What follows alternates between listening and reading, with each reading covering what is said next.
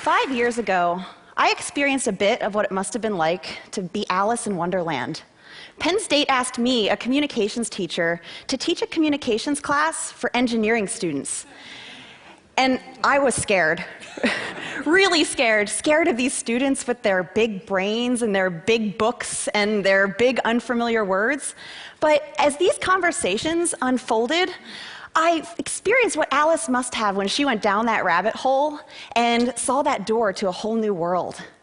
That's just how I felt as I had those conversations with the students. I was amazed at the ideas that they had, and I wanted others to experience this wonderland as well. And I believe the key to opening that door is great communication. We desperately need great communication from our scientists and engineers in order to change the world. Our scientists and engineers are the ones that are tackling our grandest challenges, from energy to environment to healthcare, among others. And if we don't know about it and understand it, then the work isn't done. And I believe it's our responsibility as non-scientists to have these interactions.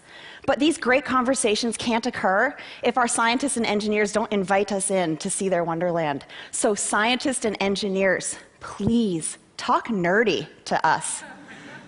I want to share a few keys on how you can do that to make sure that we can see that your science is sexy and that your engineering is engaging.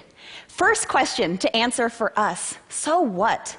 Tell us why your science is relevant to us.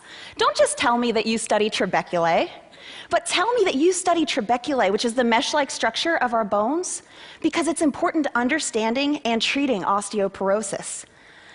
And when you're describing your science, beware of jargon. Jargon is a barrier to our understanding of your ideas. Sure, you can say spatial and temporal, but why not just say space and time, which is so much more accessible to us? And making your ideas accessible is not the same as dumbing it down. Instead, as Einstein said, make everything as simple as possible, but no simpler. You can clearly communicate your science without compromising the ideas. A few things to consider are having examples, stories, and analogies. Those are ways to engage and excite us about your content. And when presenting your work, drop the bullet points. Have you ever wondered why they're called bullet points? What do bullets do? Bullets kill, and they will kill your presentation. A slide like this is not only boring, but it relies too much on the language area of our brain and causes us to become overwhelmed.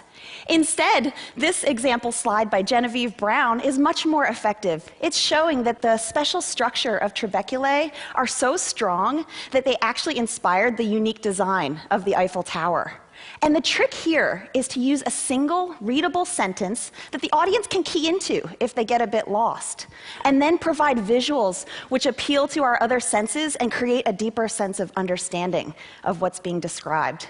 So I think these are just a few keys that can help the rest of us to open that door and see the wonderland that is science and engineering.